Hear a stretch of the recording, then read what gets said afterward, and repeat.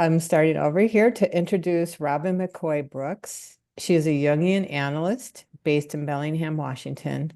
She is the co-editor-in-chief of the International Journal of Jungian Studies, the IAJS, and the author of Psychoanalysis, Catastrophe, and Social Action, which received the 2022 IAJS Best Book Award in the Applied category.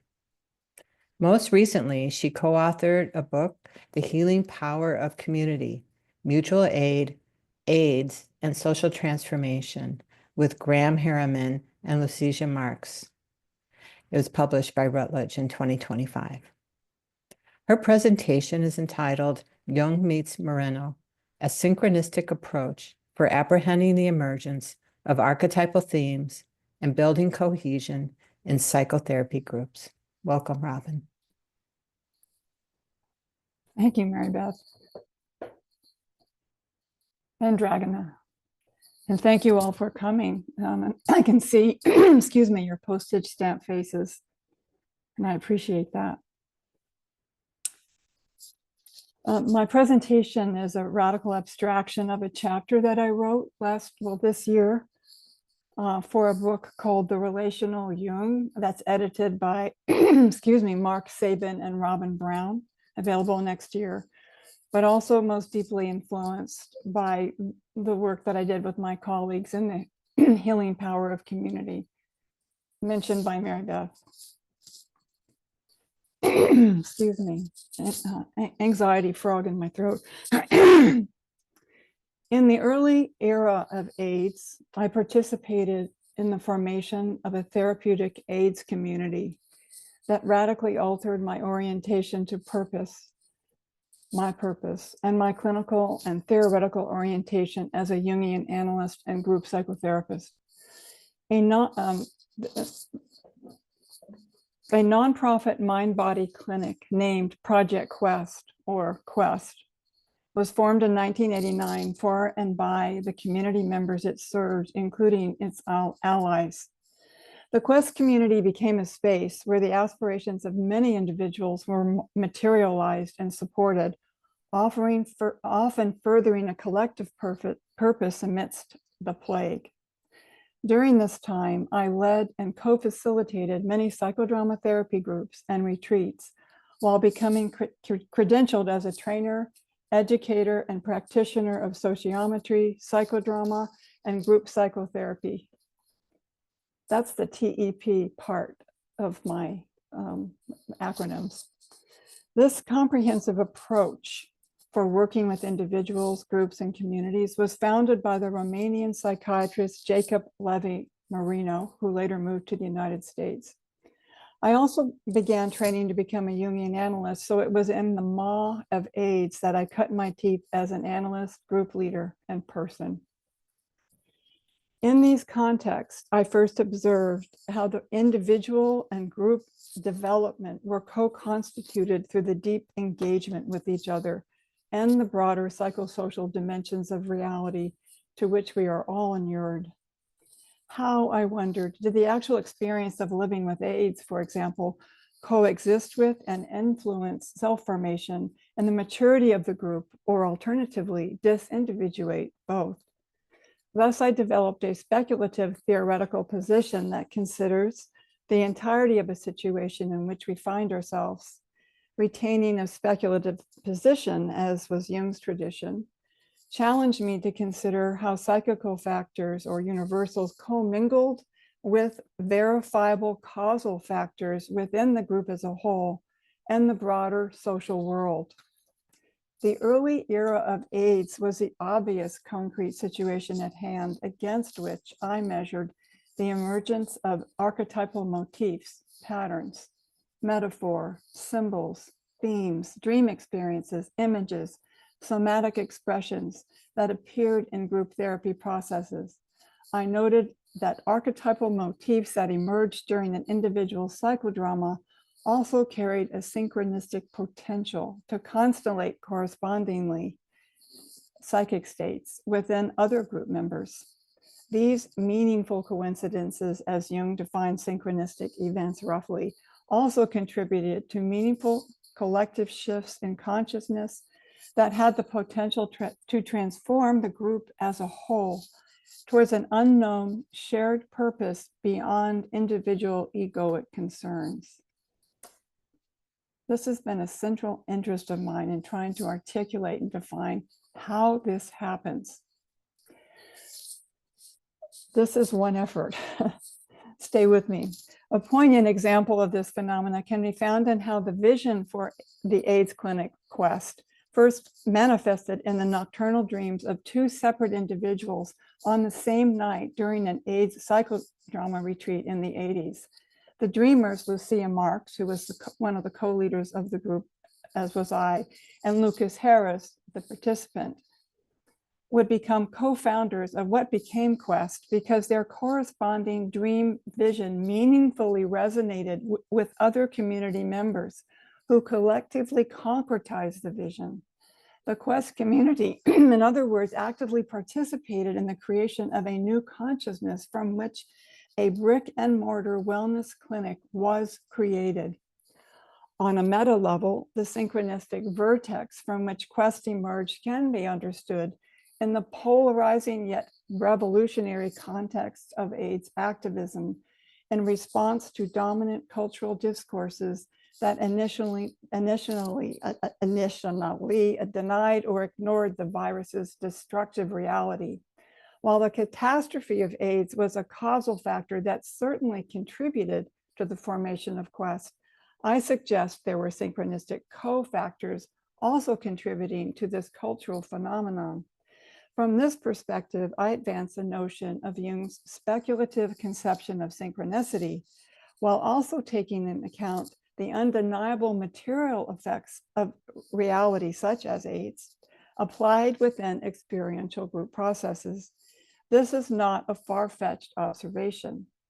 Roderick Mayne, for example, reflects on the social significance of synchronicity for illuminating our understanding of contemporary social and cultural events. Kevin Liu and Ann Yeoman extend Mayne's argument for a synchronistic approach interpreting contemporary events by developing an archetypal thematic analysis, or ATA, as a method they employ in qualitative research.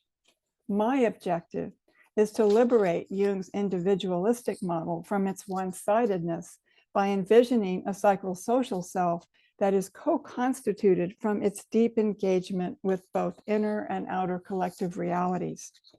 To this end, I critically engage Marino and Jung's distinct ontologies so as to enhance both without conflating what is irreparably distinct. I introduce an approach for interpreting Jung's theory of synchronicity that opens up a space to creatively explore what arises at the interface between these multiple spheres of reality, the psychosocial. The framework for this approach provides theoretical and methodological justification for the applicability of Jung's concept of synchronicity in conjunction with Marino's concept of tele. Tele was conceived by Marino as a psychosocial factor that increases group cohesion and advances a mutual aid ethos.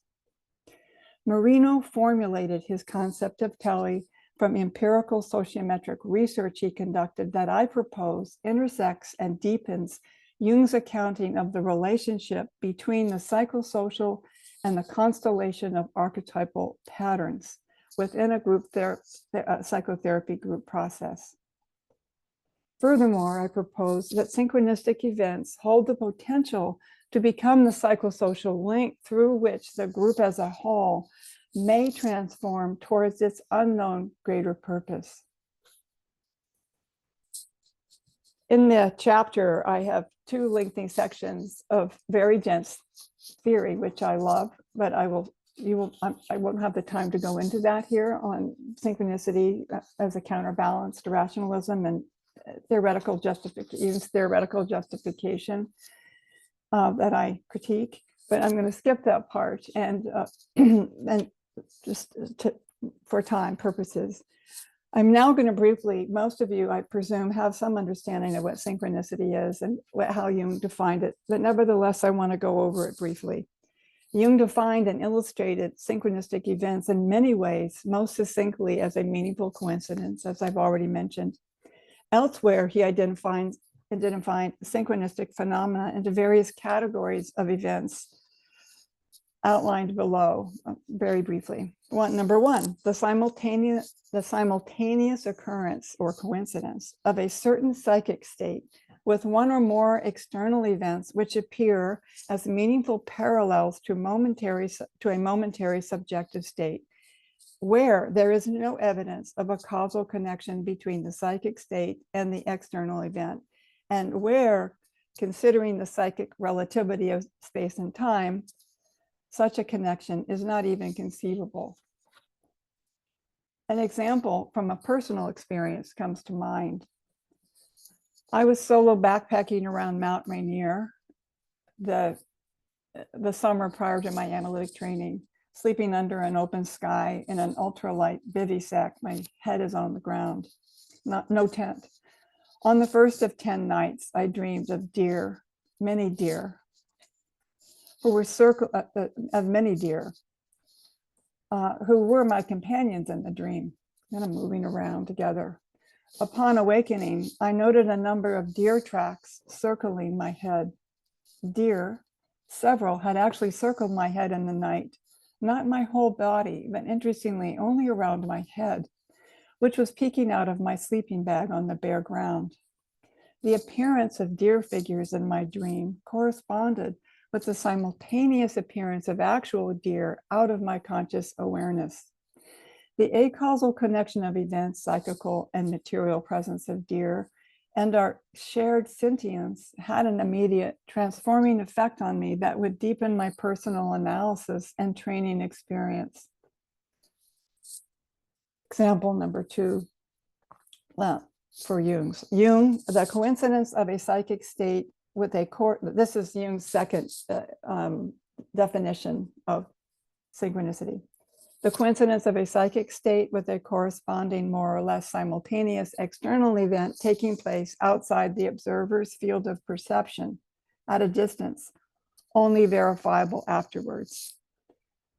As noted in the introduction, I considered the simultaneous formation of multiple activists empowering AIDS grassroots organizations, which did occur during the first decade of AIDS and beyond, as a causal cofactor and precondition for the synchronistic emergence of multiple activist organizations, many of them mutual aid based, from the grassroots that were and were not outside of the observer's field of perception. Quest is such an example. Third definition for Jung.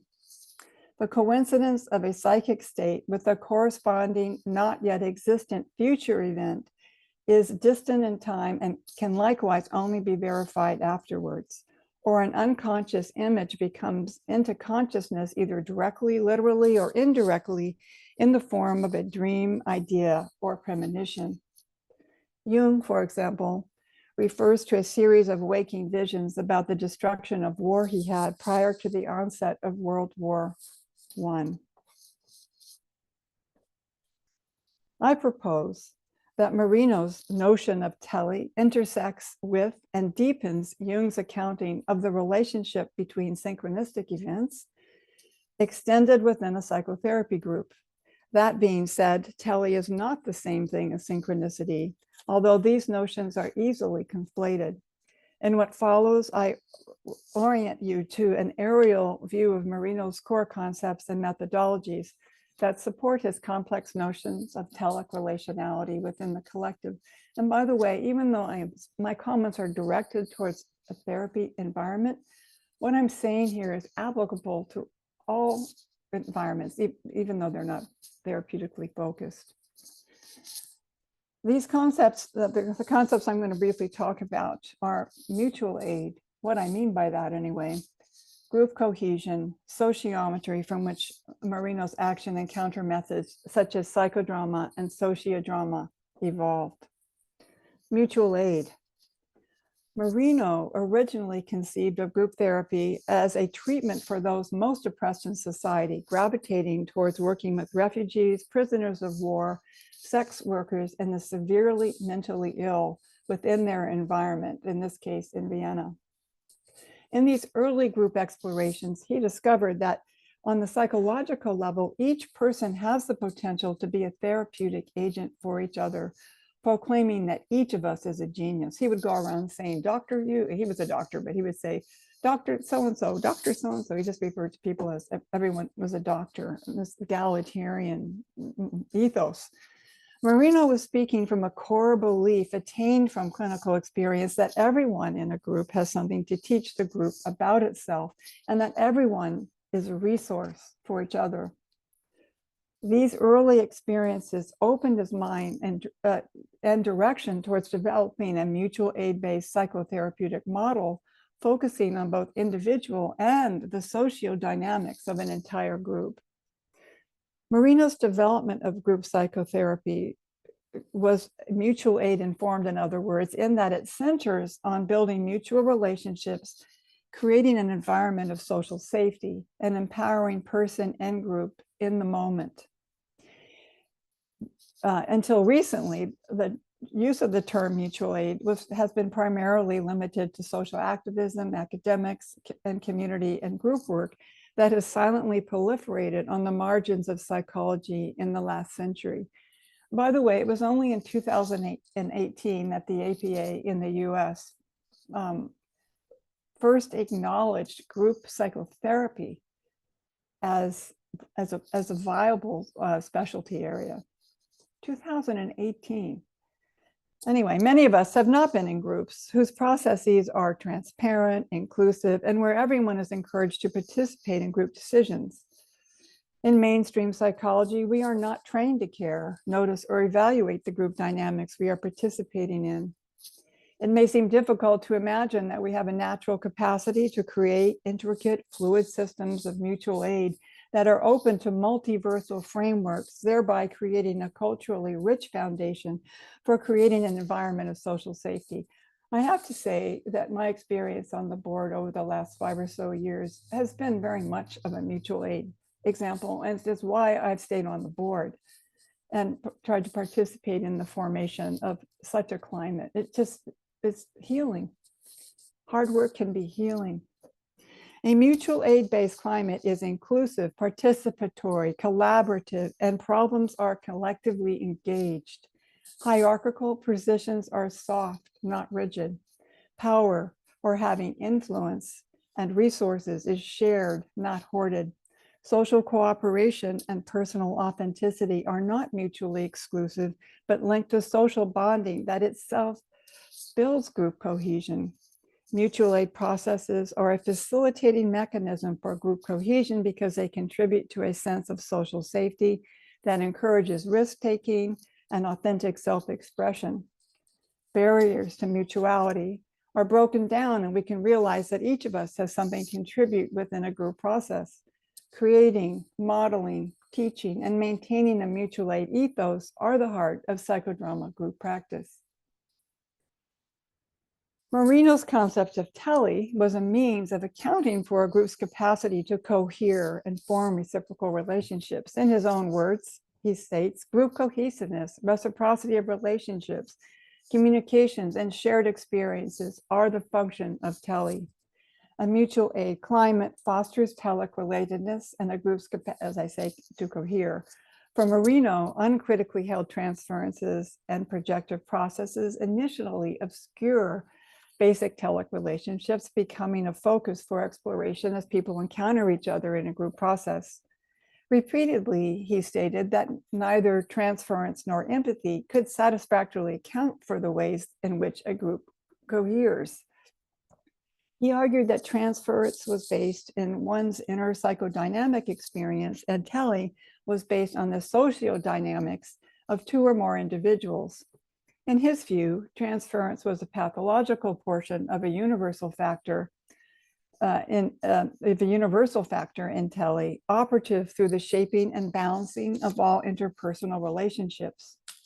From my perspective, balance does not mean we iron out our differences, but rather that our differences can be explored in such a way that generates curiosity and unknown empathy for another group member's particular situation, point of view, or experience.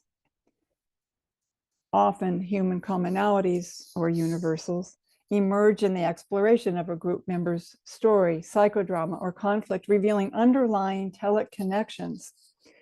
The individual, in other words, encounters their relational self and other attractions and repulsions within the group.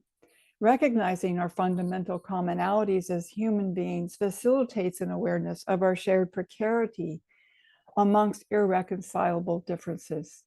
We are all, in the end, little animals.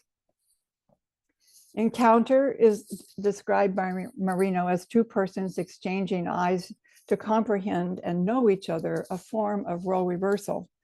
The encounters between individuals and the co-conscious or co-unconscious states manifesting between them is the wellspring from which tele, transference, and empathy spring forth and can be explored. Group action methods facilitate tele because they provide many opportunities for group members to encounter each other through role reversal, role playing, contact of bodies, confronting, challenging each other, sharing, communicating, playing, seeing, and perceiving, and participating in each other's psychodramas. Tele matures, in other words, through the multiple engagements we have with others while also deepening our authentic relationship with ourselves. In my view, synchronicities between group members are more likely to be organized as tele matures, and tele matures within a therapy environment that promotes social safety and regulated social psychological engagement. Marino's observations about tele and cofactors contributing to cohesion were derived from numerous quantitative sociometric studies of group dynamics that he rigorously developed through his career.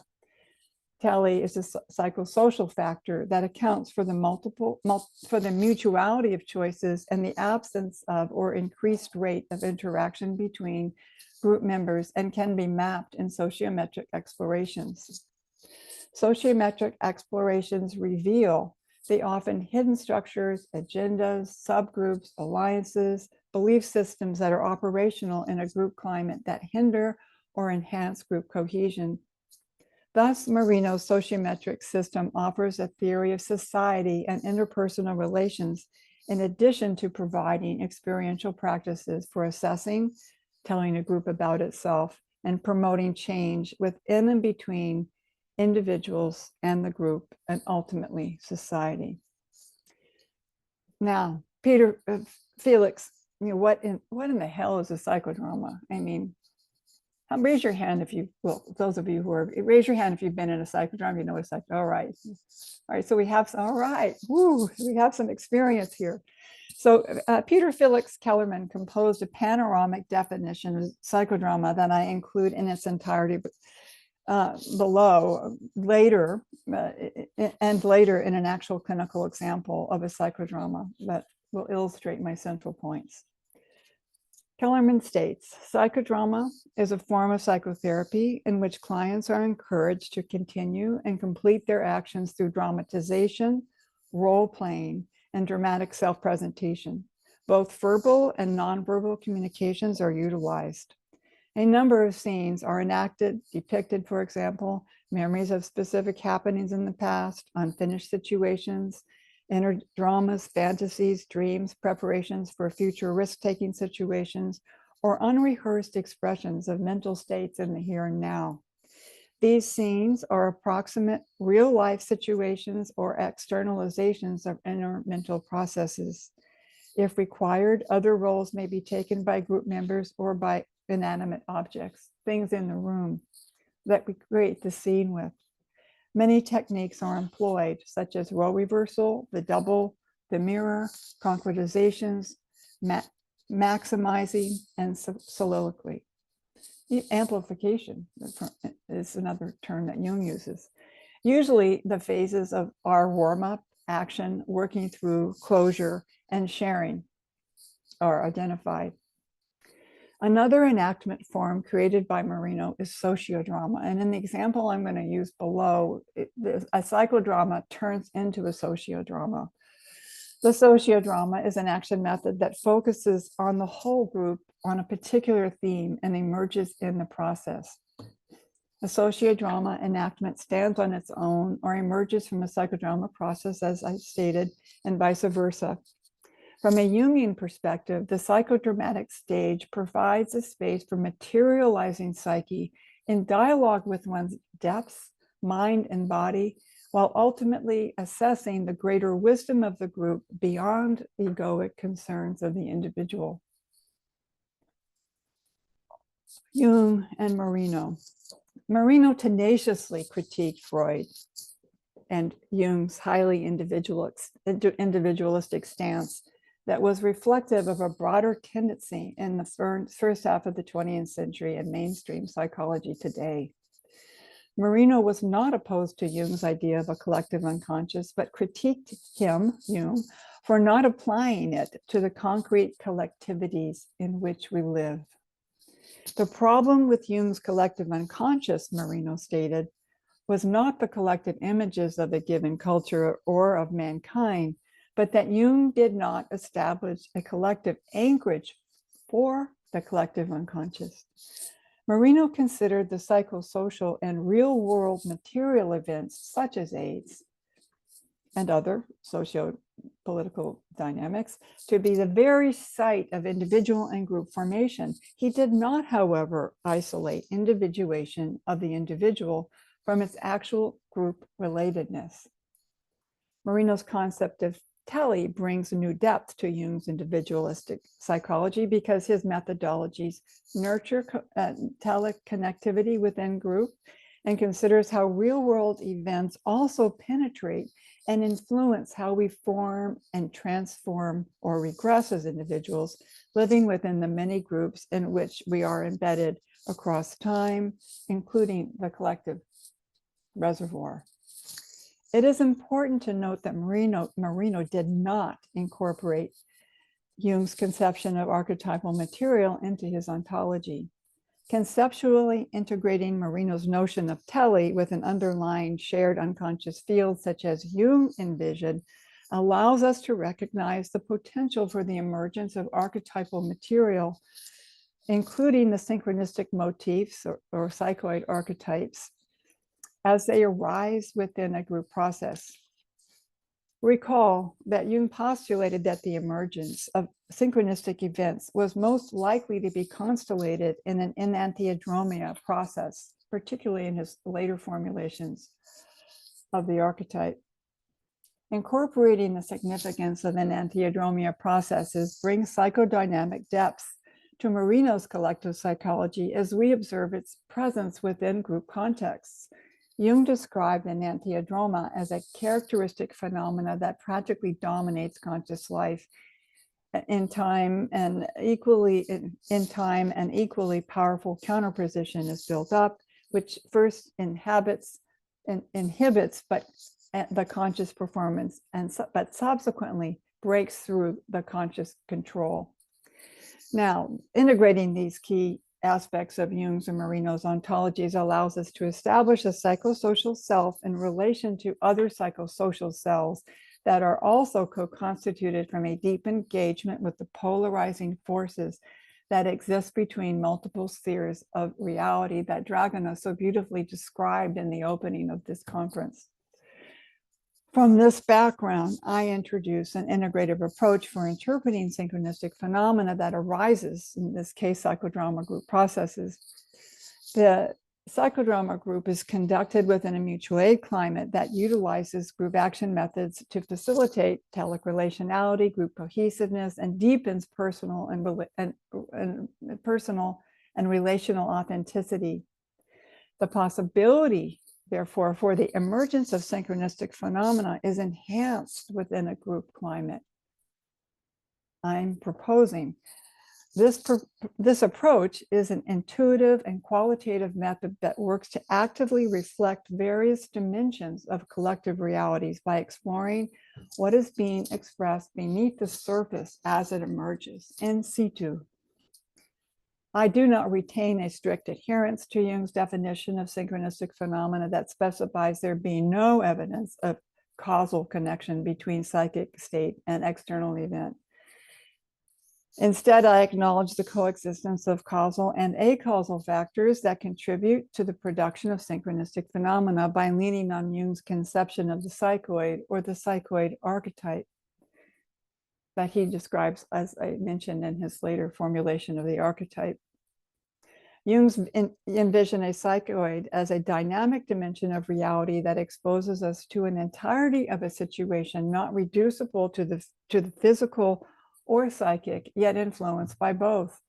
From my viewpoint, synchronistic phenomena emerges in between this fluid, dynamic, neither purely psychical or physical dimension, having the potential to meaningfully manifest within the individual and other group members. The task of apprehending the manifestation of synchronistic phenomena and their significance to group members must be experientially verified by those affected. In other words, the director or facilitator, therapist, or analyst may be the first to intuit or identify a synchronistic event, but their interpretation of its significance must be verified by others in the group. This process becomes a reality check against the all too common tendency to interpret patterns of meaning that correlate with one's personal ideology, moral, or theoretical assumptions. Psychodrama group practices provide many opportunities for the director and the protagonist and group members to verify their unique experience of archetypal material in the moment and later upon reflection. Synchronistic motifs have a universal shape and can be mapped accordingly as they arise. In the dynamic process, synchronistic motifs manifest as patterns, metaphor, symbols, themes, dream experiences, images, somatic expressions, such as shame, anxiety, speechlessness, paralysis, joy, collapse, affective arousal, heightening tensions, etc. The manifestation of an archetypal motif is often accompanied by a turning point, a shift in consciousness, a moment of truth, crossroad situations, potential threshold crossings, sudden reversal, and or when encountering an authentic rupture. Encountering an authentic rupture, as depicted by Jacques Lacan's conception of the real, yields a somatic punch to the gut where we are thrown to our knees.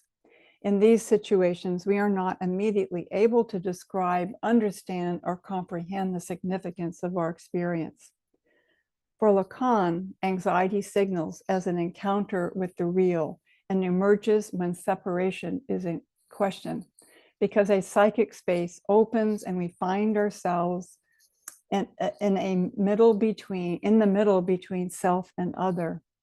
In this gap, the subject bears naked witness to fragments of a truth about its own existence, because it now stands inside and outside of its own picture and is no longer entirely bound to the hegemonic discourse that was instantaneously shattered.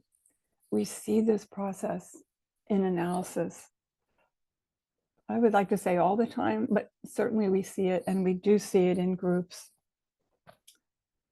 And I've seen it in my own personal process when we're thrown to our knees and opened up to new possibilities.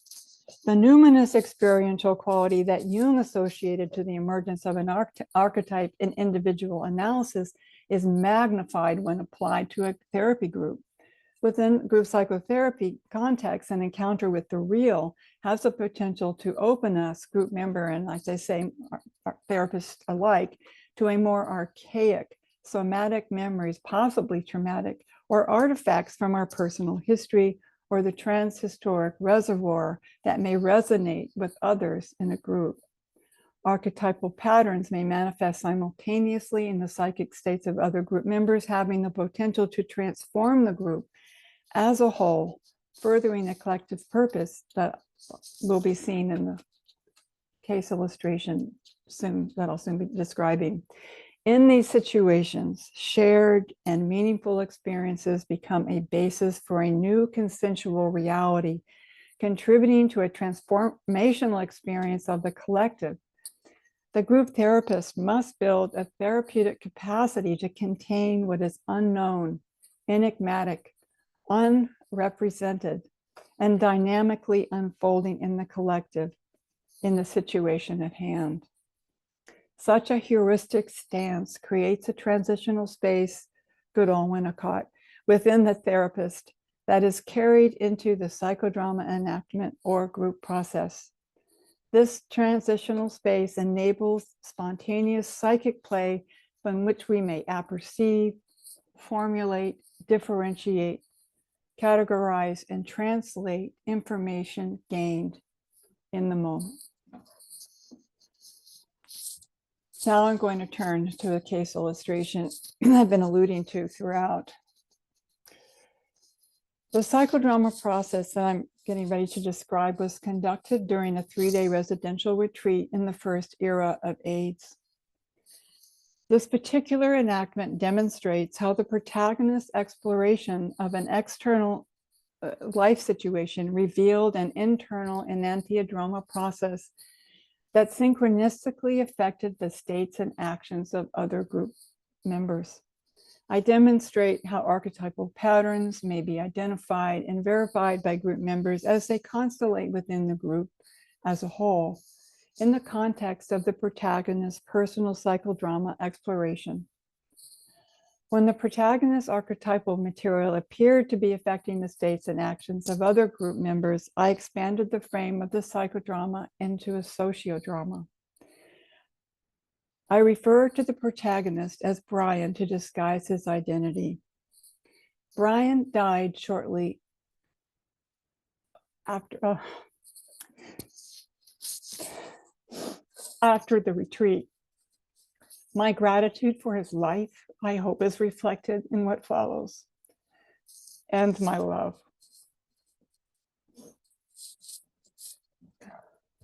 Brian arose and slowly walked into the workspace in the room where I joined him. His gaunt, young body was clearly wasting from the disease. We briefly looked into each other's eyes, and a feeling of infinite sadness pulled me into a swirling eddy. I shuddered involuntarily, needing to ground my feet on the floor to remain steady. He too, I noticed, was wobbling on his feet. "I'm right here," I said. "I'm with you, Brian. May I put my hand on your back?" He nodded yes. And then I asked him, "How may we help you today?" With mounting urgency and stamina, Brian blurted out his dilemma. "I want to love her," he said, "for the first time in my life before I die," adding, "I know this is impossible because I'm dying." The poignancy of Brian's plea landed in the room like a stone. Group members nervously straightened in their seats with anticipation. Where was this going to go? I asked Brian if he felt stable enough on his feet to walk the periphery of the workspace together, or the stage as we call it. He nodded yes. And during our slow promenade, I asked him to tell me about a time in his life that he remembered feeling safe. He balked at the question and stopped walking, giving me a bewildering look, as if to say, "What has safety got to do with this? And what is safety?" I surmised. From his look, I said something like, "My question grew from your comment that you had not ever experienced a loving relationship." With that, he nodded and started walking again, and slowly squeezed out a few details about his relational life. "I don't want to talk about them," he said, "my family," he stridently added. When he spoke, his eyes welled up with tears, and he reflexively wiped his snotty nose on his sleeve. "Okay," I said. A group member hopped up, giving him a tissue, and Brian accepted it with a nod. He shared that he had always been single, lived alone, and before he was sick, had a few fuck buddies. "But that's over now," he said, "because I can't get it up," he said with a sardonic laugh. Others in the room, I noted, nervously laughed with him. Did you hear the others laughing with you just now? I said, maybe you're not alone. I then asked group members to raise their hands if they were afraid of or had already experienced sexual difficulties since their HIV diagnosis. Many hands slowly raised. Brian slowly looked around the room, nodding. Can you imagine the power of that? Self-disclosure. Anyway, I thanked the group for their honesty. At this point, I asked Brian to imagine what a lover would be like now. Again, he stopped walking and looked at me blankly. Are you having difficulty imagining how you can be loved? I said. His shoulders collapsed and his face fell even further into that bottomless maw of grief. This psychodrama could be seen as a last stop plea to fill Brian's gaping, loveless void before death. We did not have the kind of time to entangle what I hypothesized were symptoms of developmental trauma, further complicated by societal trauma due to Brian's gay orientation and now AIDS diagnosis, a lifelong social isolate, a societal leper thing, who, as it turned out, had not completely given up. He did not have the language to describe what he had not viscerally experienced, yet his desire for love in the face of its seemingly lifelong crushing impossibility had survived. Love is what he wants. Mutual love, I thought. Who amongst us doesn't need it? A space opened in my mind for a new direction where love's impossibility crashes into a psychophysical possibility. Following my intuition, I said, I have an idea how we can explore your desire for love in action. Brian, would you like how did I say it? Something I've said 1,000 times. Would you like to join me in an experiment? Looking at me, what appeared to be faint relief, he nodded yes. I turned towards the group. Who is available to play the role of Brian's lover? I said. Hands raised, one at a time. Soon everybody was raising their hands. Everybody. Imagine a field full of dandelions suddenly bursting into bloom. Electricity ignited the group. How can we understand the loving animation that mobilized such a collective response except through Telly? At this point, I began to suspect that Brian's desire for love was constellating amongst the group as a whole. While retaining my focus on Brian's unfolding psychodrama, I began to shift my attention to how I might also include the whole group, thus expanding the frame to a psychodrama within a sociodrama. I coached Brian to look into each of his group members' faces who still had their hands raised. Take in what you see here, I said, tears welling in his eyes. But I thought he might faint. Hand on his back, I then directed Brian to select a person from the group to play the role of his lover, and he did. Describe the scene, I said. And then he said, I want to eat popcorn in bed with my lover watching TV. There was a rumble of genuine laughter in the room, and a slight smile appeared on Brian's gaunt face. After we set up the scene, I asked him to play the role of his psychodramatic lover. Show us how you want to be loved, Brian, I said, as he played the role. After a few adjustments, I reversed Brian back into being himself, no longer the auxiliary, and the auxiliary lover played the scene out with Brian as he had set it up.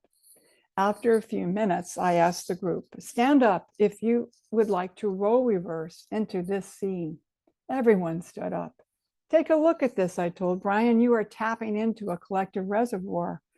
I then asked Brian to step out of the scene as the first volunteer immediately stepped into it, instructing the new couple to keep the scene going as I set up another couple scene with Brian. In this manner, I eventually paired every group member with Brian, who each time created new ways of giving and receiving love with his role players. At the same time, I encouraged the role players to extend what Brian had personally created for himself into a scene that each person wanted to experience. So imagine the whole room is coupled now. Johnny Olson, my colleague and participant of this group, remembers the collective spell that fell over the entire group during the process. Brian manifested and received many kinds of loving experiences with everybody in the group. Everyone in the group experienced reciprocal nurturing. We were all lovers then. While disease could not be cured, the protagonist suffering from love's negation could be remedied. Love was the remedy. We cannot legislate love. Brian's lifelong yearning for love amidst its impossibility simultaneously activated a collective desire for loving care from each member of the group. The individual stories from which this desire arose would later be recalled and some enacted throughout the retreat. The participants were all worn down from the collective loss of Eros. In this room, however, love became a medicine for collective exile, marginalization, disempowerment, and imminent death. Subversive love, love as activism, returning to the memory of wholeness through love, love as a social, political, systemic correction, love as an archetype, numinous love.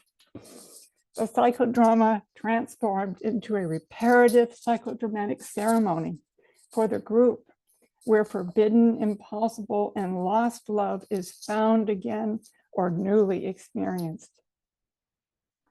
Life's sacredness is momentarily restored. Thank you.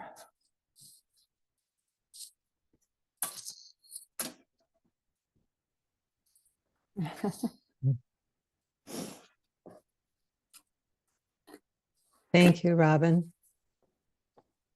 I'm going to stop the recording and then we'll have